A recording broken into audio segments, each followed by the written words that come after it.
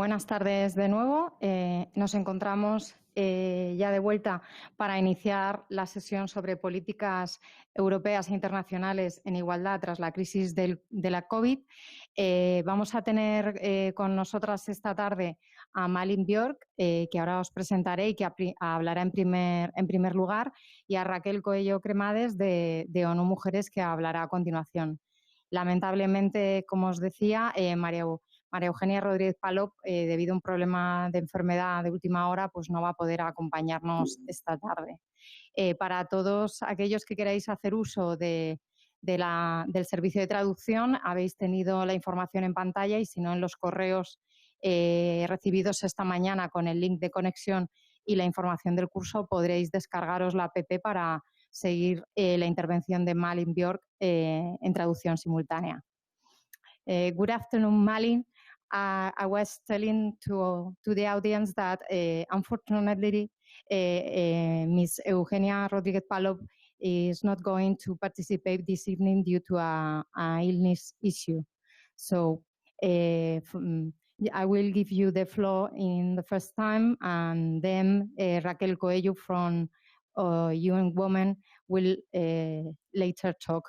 Our audience has available translation, so they will follow your intervention in Spanish when you can speak in English, so they will understand everything.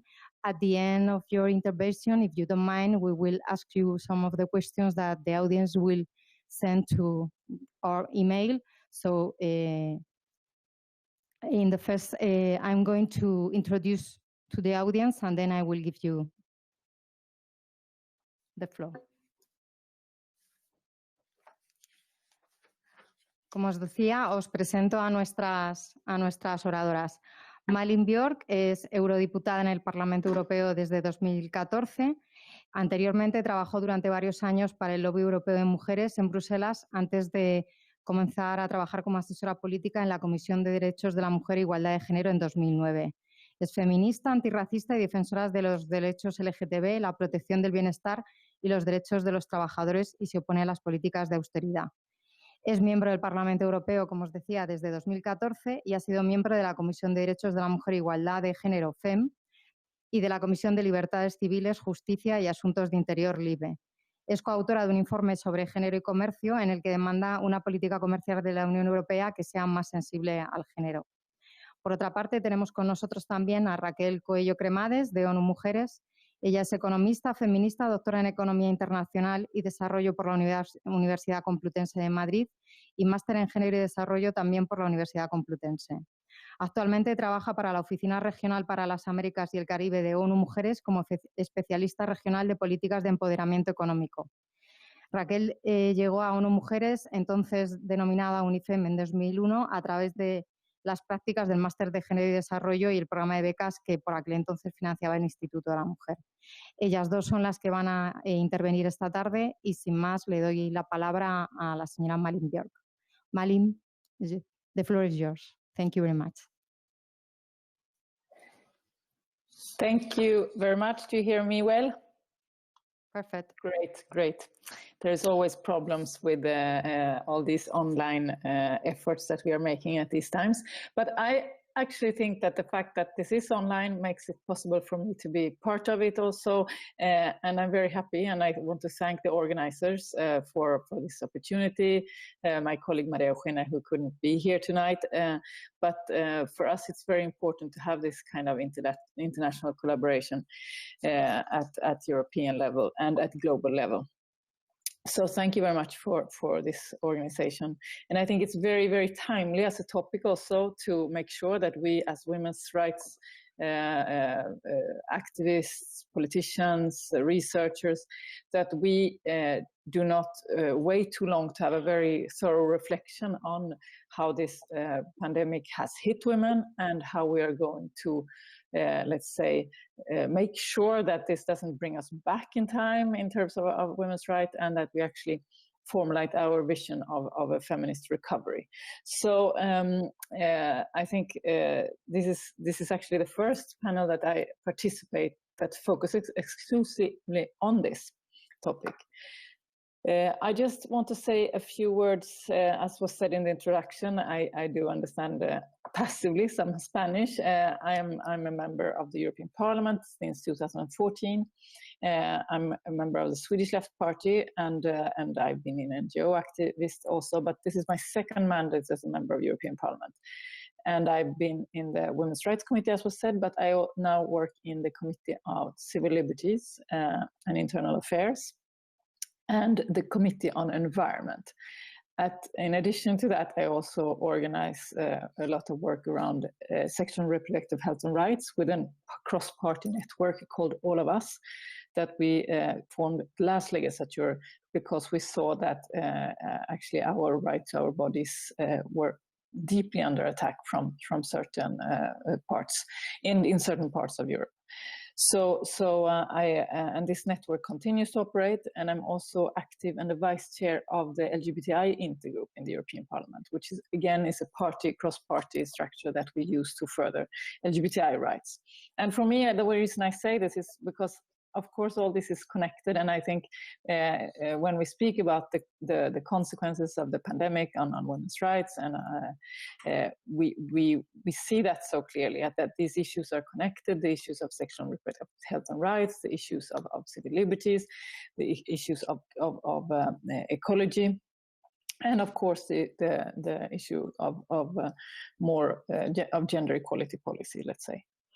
I am from Sweden, and although I will focus on EU policy and developments, I do think that my view on these issues is of course shaped by the fact that I'm from a Nordic country where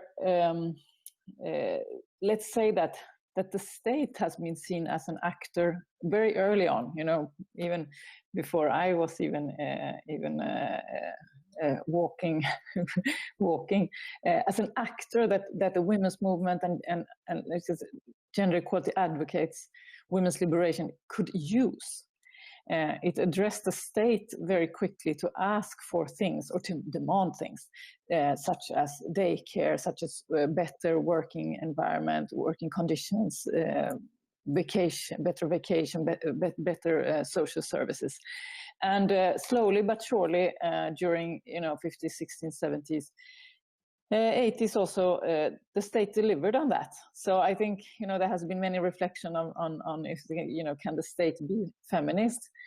I don't want to be the one responding to that question, because I think it's more complex than that. But it's very sure that in the Nordic countries, the state, rather than being like an oppressive factor as it would be during, for example, in Spain and Portugal and some countries during the dictatorships, the state was actually advancing women's rights, and which in the way it did so has been important for women's rights and gender equality in Sweden. And the way the state, the political level delivered was of course in terms of the welfare state. And that meant daycare, childcare, elderly care. One doesn't speak of that as much, but we do now in COVID times, especially with the pandemic. So childcare, elderly care, and the whole care work was in many ways taken over by the public, and so women could get those services, which meant women are out at work. We all know this, but it also meant as users, but also as workers in that sector. I would say that the Nordic countries were less mobilized on combating violence against women, and we until the late 90s, where we in Sweden had, I think, a very important law kicking in. 1999, which criminalizes the buying of sexual services. We strengthened the legislation against violence against women. And actually just recently, 2 years ago, we strengthened the legislation on sexual violence and rape, that you have to have active consent, which is I know that many other countries, some countries have achieved, and others are working to try to introduce that. But I think in terms of violence against women, the Nordic countries were not so early on, but it has reached the political agenda in the beginning of 2000. I would say in terms of intersectional discrimination and oppression, it is still there is still things that need to develop, and we see that refugee policy, hate crimes are inadequately addressed, I would say, from a political level. But I think there's a tradition of seeing the state as an actor in this way, and this has also mirrored, you know, my party is not in government, but I can just conclude, which some of you might be aware, that the government now is, I mean, many times, even before, you know, we have formed, there has been governments that have been formed and they openly call themselves feminist. I mean, I know the Spanish government, the Spanish state does that too, but it was when the Swedish leading parties started to do that, that was quite uncommon. Now the Swedish government is trying to introduce feminist foreign policy. I think it's not so successful so far, because we, during this period, joined became a NATO host country. We're not members of NATO, but we're a NATO host country, which in my feminist understanding is not compatible, as this is a pro-militarist project in many ways.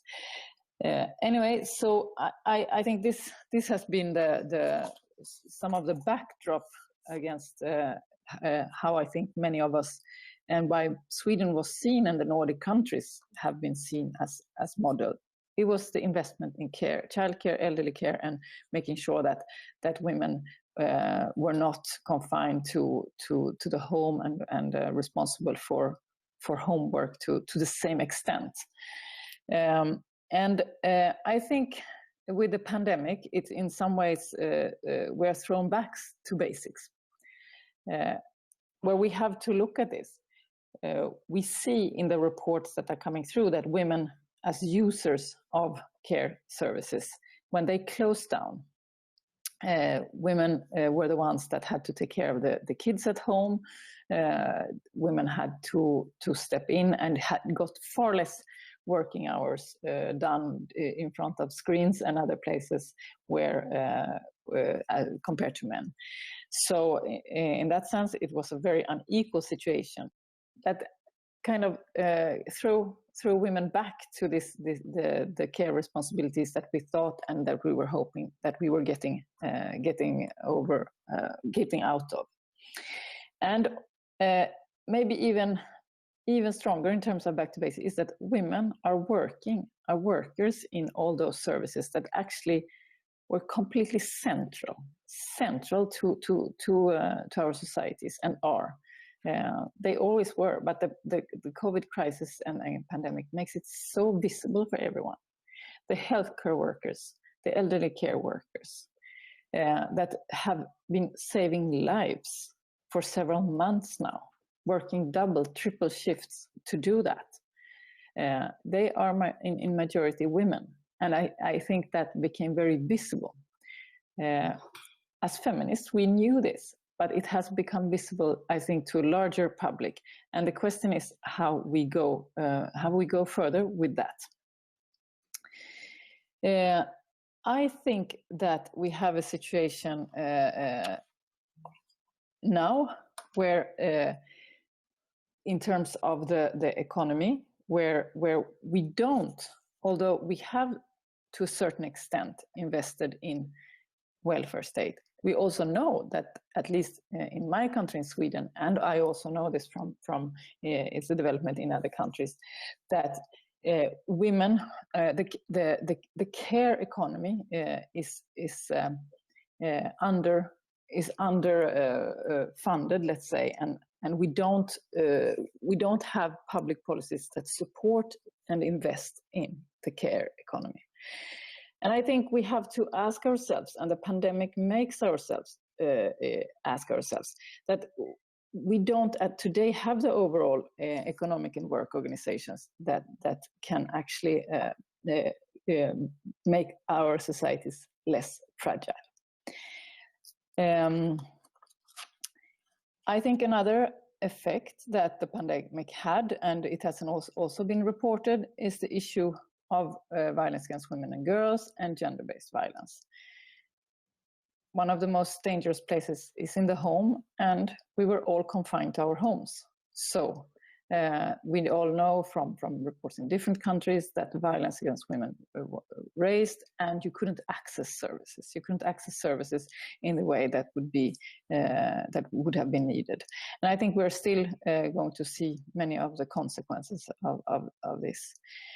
And also the fact that in many countries, working from home remains a recommendation, a strong recommendation. I think there is something else that is also threatening us to throw us back. Not only this, the fact that we don't see the sufficient investment in the care services and in the welfare sector.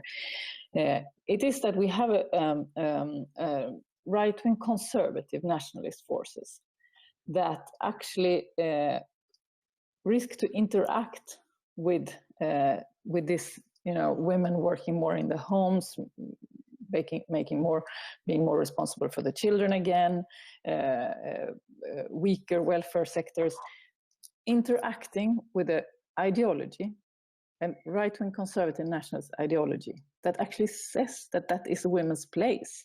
Women's place is in the home. And I don't know if some of you, I'm following the developments in Hungary and Poland quite a lot in my work in the European Parliament, and just in these days, Viktor Orban published a reflection piece where he basically takes strikes at women's rights in a way that is phenomenally patriarchal. He says that women should be able to become women and support the traditional family, and this is about Christian values, etc. And I think that view is in some ways maybe extreme, but it is the head of a state in a country, and he has lots of supporters in right-wing nationalist circles in Europe. And they are working to diminish our rights, to limit our lives, to put barriers, and they are actually they are organized at European level in different networks, and they have also funding. They attack family diversity. There is only one family. It's in this ideology. It's a woman and the man, and the woman takes care of the children. The man provides security and income. They also attack what they call gender ideology. As if it was this is actually, that's us. That's us feminists speaking about gender as a social construct. For them, gender is not a social construct, it's a biological construct. Many of you follow this and know this, but it is actually at the highest level, and it has a very, very serious impact on women's rights in these countries and in the communities where these Christian patriarchal nationalist forces are strong. It has an impact on the LGBTI community, on women's rights to abortion, sexual and reproductive health and rights, but also on the bigger picture of civil rights and civil society, and that it's targeting us in a way that I think is deeply, deeply worrying, and where we need to generate feminist solidarity across borders. So I want to say just a little bit more about the EU policy, what responses we saw to the pandemic. When I think one of the conclusions that at least I draw is that when there is a will, there is a way. Because, we have asked for things like ecological transition and to get rid of the state aid rules that are strictly market oriented and competition oriented every time in all ways. And there has never been a possibility. But now, and we have asked for investment in both welfare and ecology, etc. But I think there has been no political maneuvering space for that. But now, when there is a political will, there is a way. We have seen, state aid rules, completely change. We have seen governments investing in the healthcare system. We have seen, millions and billions being released to support private companies. So I think that, in one sense, for me, shows also that we shouldn't be modest when we vision things, envision a different future, because it's about a political will and also about urgency, of course. The other thing that I see is that when there is a crisis, people don't turn, for example, to private actors or to the market and think that, what we need now is more market. People turn to the state, to the common things, to the public system. And that's where people get the support, the advice, the information, and the solidarity that is needed in such a situation as the COVID crisis is. And I think it also, and I think that's important to recognize. People also recognize the fragility of our shared healthcare system. That when we have privatized big parts of the healthcare system, those hospitals, some of those hospitals just refused to take patients, COVID patients. Some of those clinics didn't do the testing. They don't want to participate in that.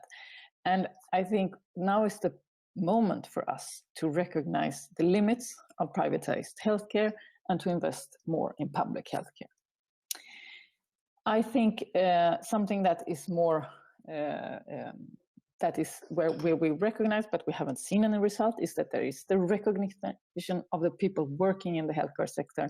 However, that recognition has not at all, at least in the countries I'm following, been followed up with or been transformed into better pay and better working conditions. In my country, Sweden, it's okay to recognize the efforts and the importance, but if that is not transformed into pay and to better working condition, I think it's quite weak in terms of recognition. So that is a feminist work that we have to do. I also think that we have seen a lot of money being released for supporting the economy in different ways.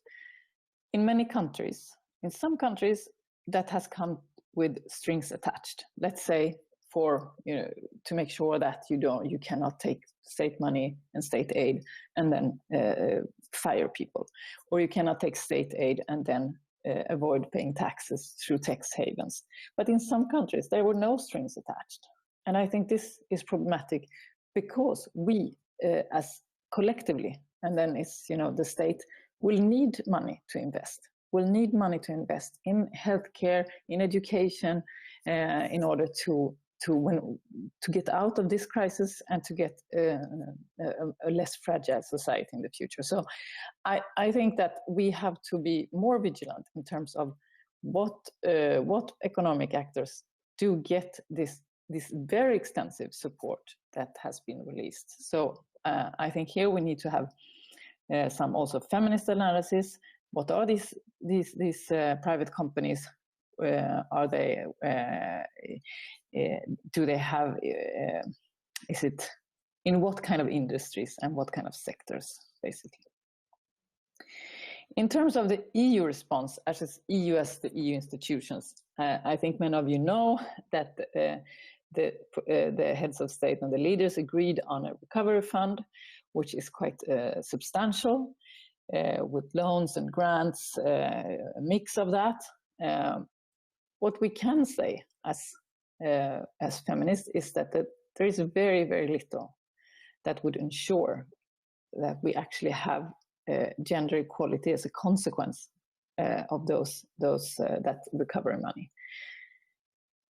There is nothing that is really aiming to transform, I would say, in terms of towards a care economy within the planet, boundaries of the planet. There is some part of that recovery money that has to be for climate change and environmental policy. One, it's not enough, I would say, that part, and it is not sure what kind of developments. If it is only kind of environmental entrepreneurship and technical developments, I think the climate transition into a climate neutral society is not only about the technical advancements that we make. We have to reorient our economy and our societies, and that is not just a question of innovation and technical solutions. So I think that thinking has not been done. That thinking remains to be done. And here, and there is also a part in the EU Recovery Fund that will be particularly focusing on digitalization. Again, artificial intelligence can have a feminist potential, but then feminists have to get involved, and we have to have a say in the shaping of that digitalization. And I look forward to having more feminists involved in climate transition and in digitalization to make sure that this doesn't become a men's domain. I'm serious, because working with the climate policy now, it is clearly quite gender unbalanced, let's say, in terms of representation and who is active and who gets the money. I think also part of the challenge coming out, so but that's the EU Recovery Fund, a very concrete instrument that has been put in place. That instrument will now be up to the member states. Every member state of the European Union will have to make its own recovery plan. So we have the chance, as feminists, as civil society, as politicians, as researchers, to influence that. Ask your government, what are they going to put in that? How is the money going to spend? Who are the ones that will actually benefit from the investments coming through in that package? So it's very important now. It will be decided at national level who is going to, where this money will actually go, and who is going to benefit, and to what kind of vision for the future this money will contribute. So I would certainly be following this at the Swedish level, but I think Spain is, for example, a bigger recipient of this recovery fund. So it will be very interesting to see in Spain, where will the Spanish state invest this money, what will be the plans, and to what extent does it take into account gender equality, to what extent does it take into account a feminist vision for, you know, an economy more oriented towards care, an economy more oriented towards ecologic sustainability. And I think also in the recovery or life after this pandemic, or even now during an ongoing pandemic, I think we have to have a vision that maybe breaks a little bit with the old. At least I am prepared to embrace such a vision. I think maybe this is the moment to envisage our society slightly different. Maybe our economy slightly different. Maybe the way we live on this planet slightly different.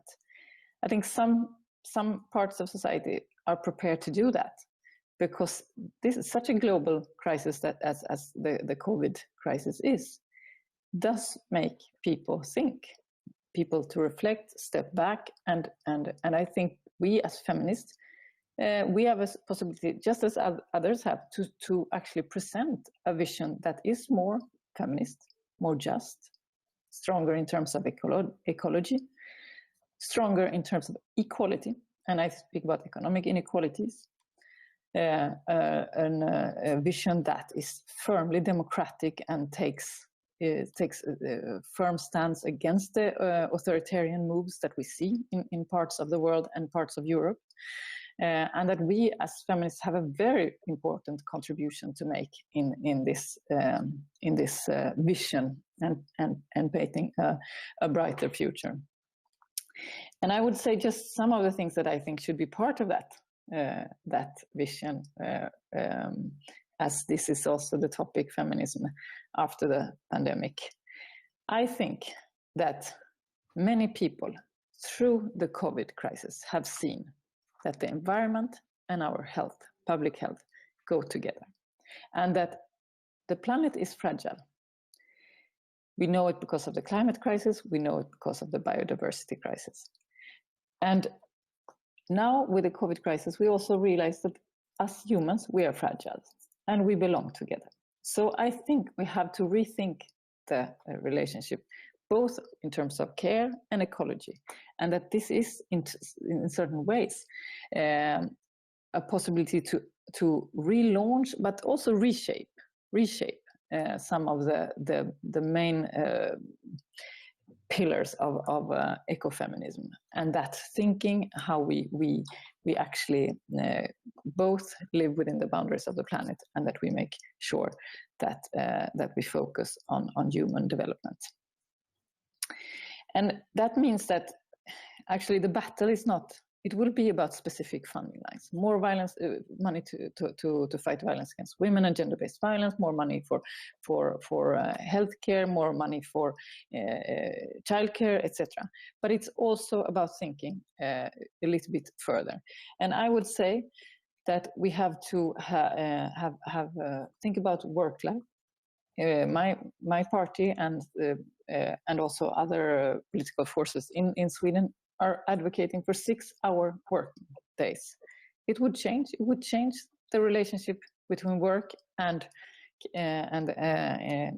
work in the economy and the way we organize our lives. We need care sector investments. We need to regulate big business and prioritize public and democratic ownership, I think. I think that to finish, and this is a little bit, in one way it's maybe beyond the COVID crisis and recovery, but I think it's part, because what are the responses that we will have in terms of international tensions, international conflicts? Because this crisis also puts a lot of tensions on the international system, both the UN system, the European Union collaboration, but also other cooperation, the WHO, etc. And I think I would like to see more feminist focus on policy, a feminist security policy that is also advocating for disarmament. We have an arms race going on now. Nobody actually speaks about that, but we have an arms race going on where countries try to match up very high military spendings and are being pushed to do so, of course, by the NATO alliance, but also Sweden, not being a member of NATO, is still participating in this. And I think we have to have a strategy to resist that because security will not be based on kind of fear and weapons arsenals. So I think disarmament as a global strategy is threatened, and we as feminists can play a very active role to work towards disarmament and towards also the ban on nuclear arms. I am in politics, and I am a feminist because I know that we can change things. So I know that we will walk into this, and feminists will have a very important role to play in the recovery after the pandemic, the COVID pandemic, but also in terms of reshaping policies, economic policy, climate policies, digitalization policies, and we will put care and human development at the source of this. So I will look forward to take part of your questions and all your thoughts, and I also will hope that I can participate a little bit to listen. I have another meeting to listen to our colleague from UN Women as well. Thank you very much. Thank you very much, Malin. So you will stay with us a little bit, so we can keep the questions till later on, so we can introduce Raquel to start the intervention, her intervention? Yes, it's okay. I will be here until 7. Until 7. Oh, okay. Yes, So, yeah. I'm not sure if Raquel is... Raquel, ¿puedes comprobar tu micro? Sí. Bueno, habrás oído que Malin nos informa que va a estar hasta las 7 de la tarde. Entonces, si quieres hacerle alguna reflexión, yo tengo algunas preguntas para luego, si quieres, dar paso a tu intervención completa y no tenerte que cortar para despedir a Malin, como tú veas, Raquel. No te oímos, Raquel. No sé si tienes el micrófono desconectado. No. Se te ve, pero no se te oye. Te oímos, pero no te vemos.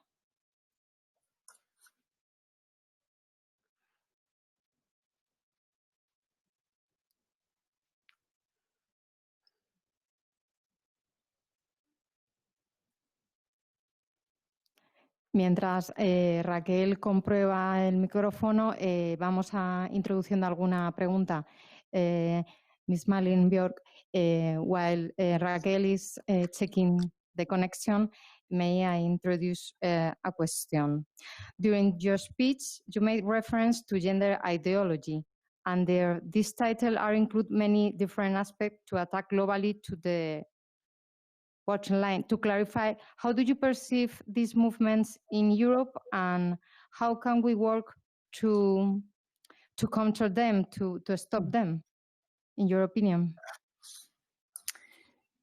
Yes, thank you for the question. As I said before, I think these movements are connected at European level. They are stronger in some countries. I think they're stronger, for example, in Poland, Hungary. I think there are some strong actors also in Spain. What they say, I mean, basically, it's radicalized, I would say, Christian ideology around women and men as essential biologist characters or categories, and everything that challenges that. So that means feminism challenging, of course, because we envisage a future where we can actually have equality, and that these are social constructs that would put women in the kitchen and men out in working life. So I think, and these actors are also, so they are just saying that is an ideology that we, actually it's not for real, and it's dangerous. It's dangerous for our children. It's dangerous for the family. It's dangerous for the traditional nuclear family, etc. And it's attacking women's rights, of course. So the feminist movement, and it's attacking LGBTI rights, and they are doing that in a very systematic way. They can use different tools in different countries. In some countries, they are attacking the Istanbul Convention, which is the Council of Europe Convention for Combating Gender-Based Violence. In some countries, they are attacking LGBTI rights, and that is the main attack. Some countries, it's abortion rights. But ideologically, they have a mission. They are the ones that have an ideology. They have an ideology that is patriarchal, conservative, misogynist, sexist. It's homophobic. And I think we have to name that. We have to name them. We have to call them out. We are not, yes, we have a vision of an equal society, of an equality with LGBTI rights, where women decide over their bodies, their sexuality, where LGBTI people have equal rights. But their ideology is built on hate, fear, and on limiting rights for certain groups of people and for the whole category of women. So I think we have to name them, we have to work together, and we have to have networks. Just as they have European networks, we have to have European networks. And we do that. We do that cross-party in the European Parliament with this network on sexual and reproductive health and rights that I spoke about. But we also do it, we have to do it within the women's movement and the LGBTI movement, of course. Thank you very much. Raquel. Uf, madre. No te oímos nada, Raquel. No sé si que pruebes a salir y volver a entrar, o los compañeros nos pueden hacer alguna sugerencia. subir Sí. el volumen al máximo. Se me ocurre, Raquel. Sí. Disculpad, Raquel, te voy a enviar el contacto del técnico para que puedas...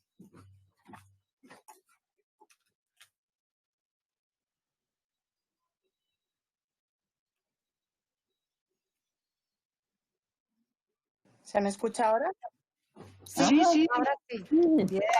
Sí, Bueno, ahora ok. sí. Da igual la cantidad de pruebas que uno haga previo a estos eventos, siempre hay un tema tecnológico de última hora, pero bueno, muy cortito porque sí quisiera que Malin pudiera tomar preguntas del público, pero quería tener una pequeña reacción a su intervención y me gustó mucho.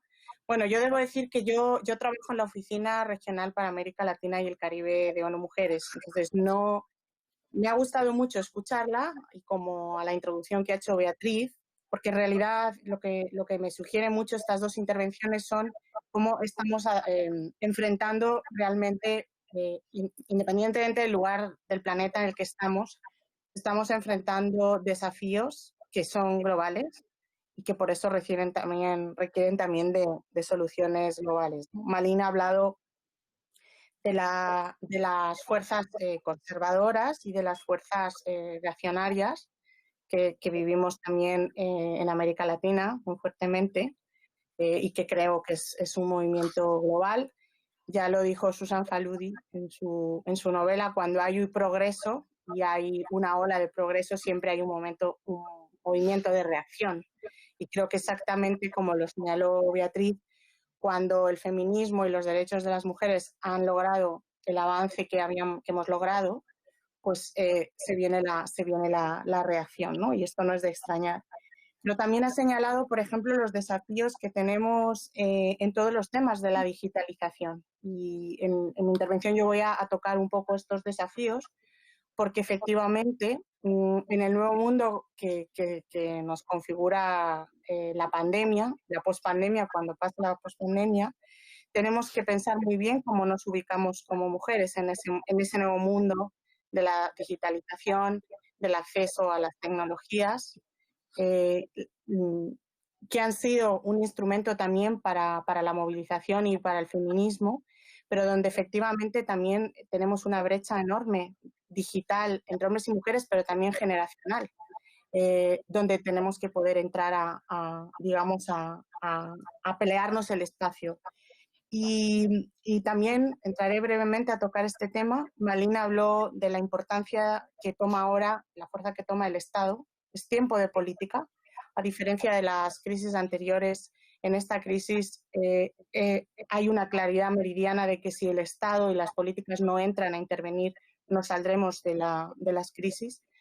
Pero hay que acompañar estas políticas con recursos, ¿no? Y Malin lo ha señalado muy bien, en dónde se están poniendo los recursos y cómo poder hacer seguimiento para que realmente esos recursos contribuyan a las políticas feministas y a las políticas de igualdad. Son algunos de los desafíos que me ha gustado mucho escuchar de ella y que yo creo que abordaremos también en mi presentación más desde la perspectiva de América Latina.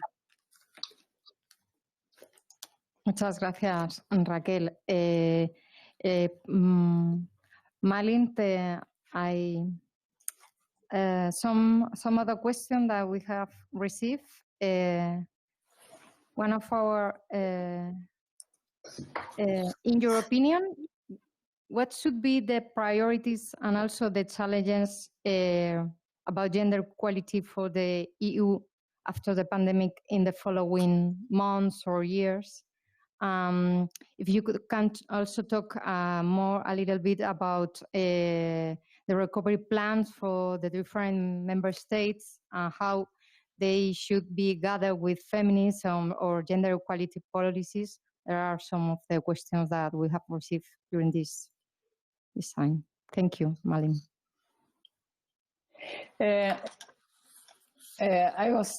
Thank you, Raquel.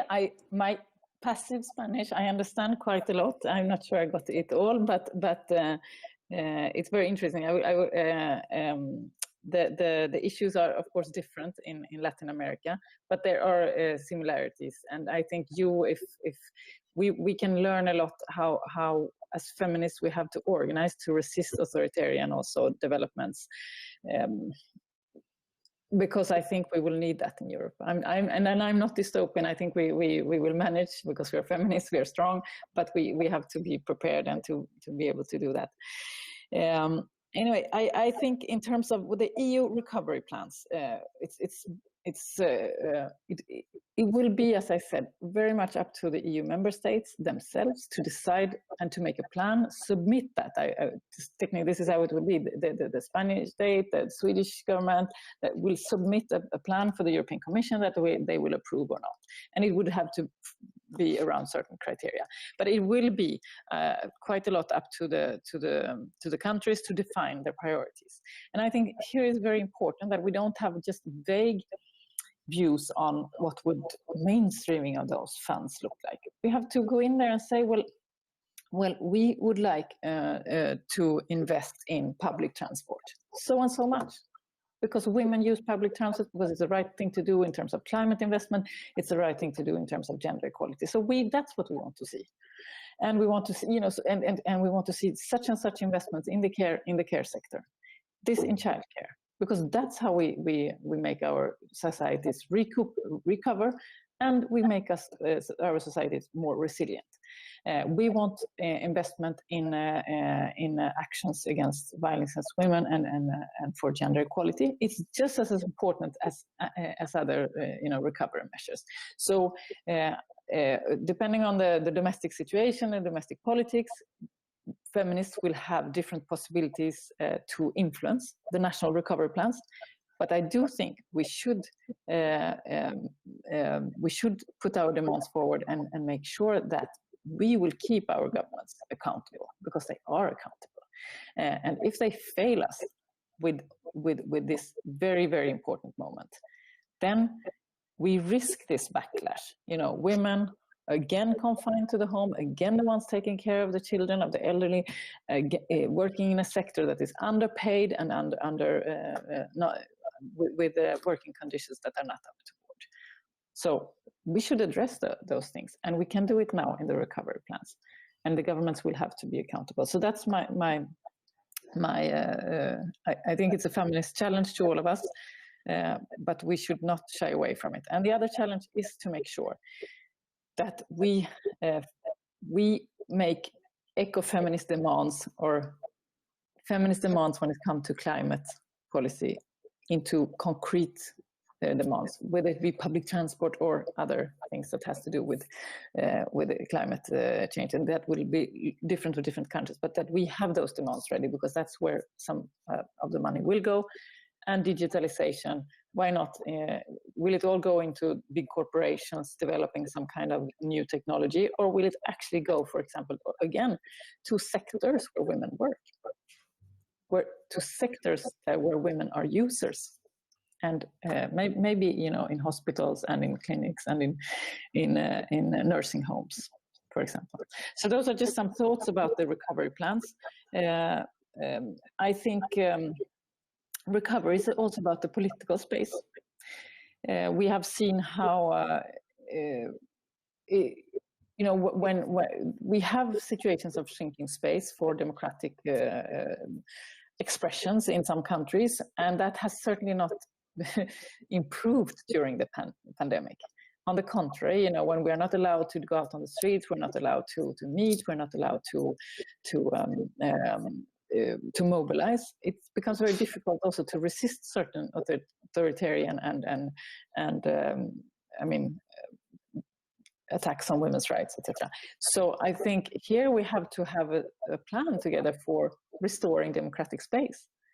It was already under threat in certain countries. And there our feminist struggle goes together with the struggle for media freedoms, the independence of the judiciary, civil society, laws that govern civil society organizing, to make sure that we don't lose that space, because some urgency, state of emergencies here, risk to become permanent.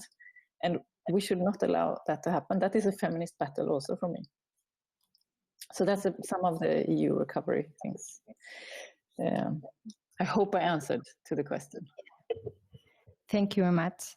Raquel, ¿quieres añadir algo? ¿O lo dejamos para tu intervención posterior? Las preguntas, ¿no? Vale. Sí, para que haya tiempo para el público también. Another question.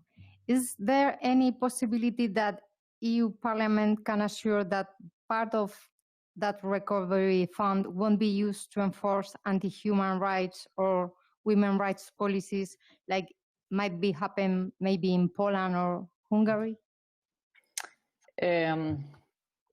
It's a very good question, because many of us have struggled to introduce what is called the conditionality clause. That is that in order to receive the recovery money or the general EU budget also, the recipient country has to respect rule of law, democracy, fundamental rights. However, when the EU leaders negotiated and then they left after 4 days, the paragraphs that touch upon rule of law and they speak about conditionality, they're not so clear. So now we're actually working in the European Parliament to try to ensure that conditionality mechanism becomes much stronger. It's not a battle that we have won yet, but I think we have a majority in the European Parliament to push for that. We, of course, need help from national level also, so some member states that should stand very strong. Because we can think different in many political fields, left, right, etc. But if we don't have this, if we don't play on a playing field that respects, the democratic rules, then it will be very difficult to achieve something together. Thank you. There are even more questions about the recovery funds, and also if there might be any feminist or ecological minimums required from Europe to the recovery funds. There are some of the concerns of our audience. Yeah, there is one of the 7 criteria is about climate and digitalization. So I think one has to look at that and see, but what does it mean? Does it mean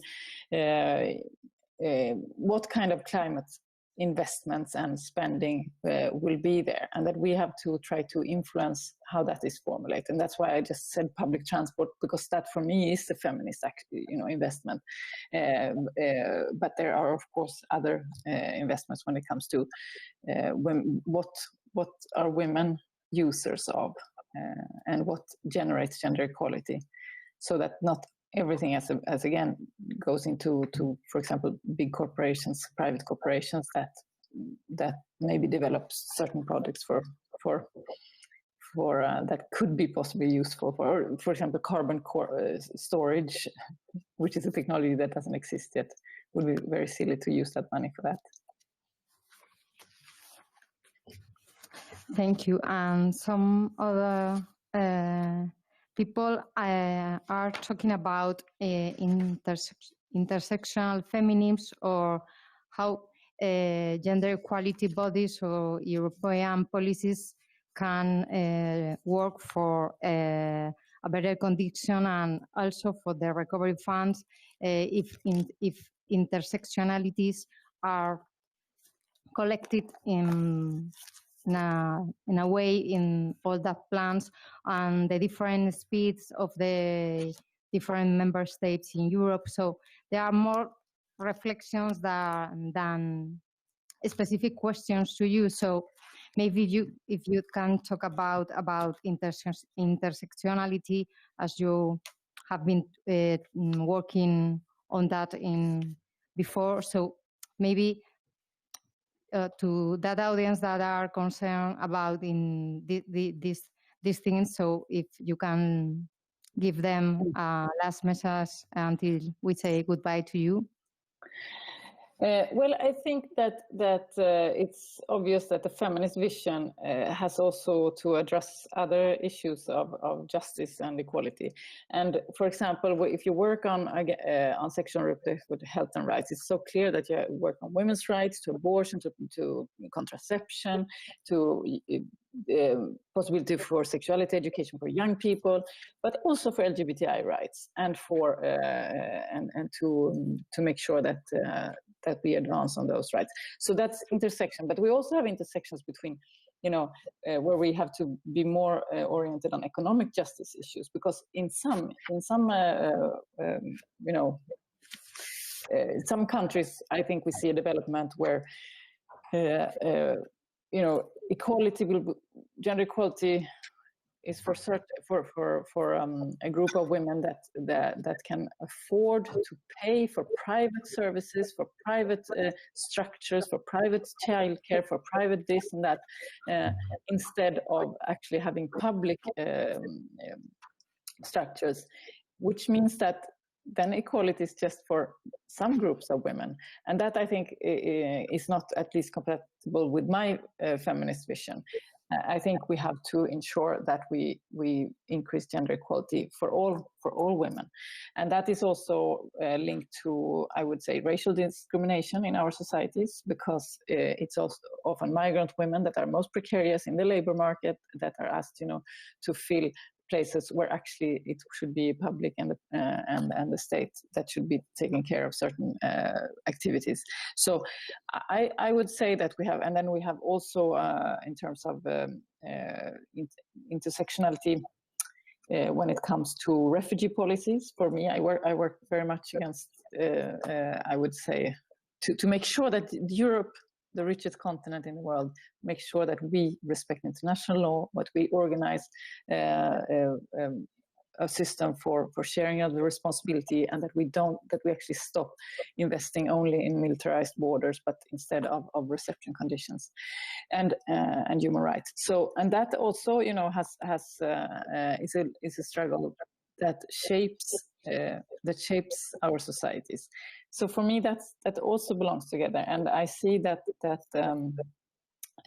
these struggles, we will be much more successful if we can link up to each other and make these struggles meet, so that we have trade unions, environmental organizations, women's movement, LGBTI movements, refugee rights movements. If we can connect and make alliances, then we can have a much more, can have a much stronger impact on shaping the policies, be it the state recovery plan or pushing back the more authoritarian nationalist forces that want to limit many of our lives, not only one group, but several of us. So I think that's how I see intersectionalities, both in the analysis that things belong together, but also in the way we mobilize and organize together.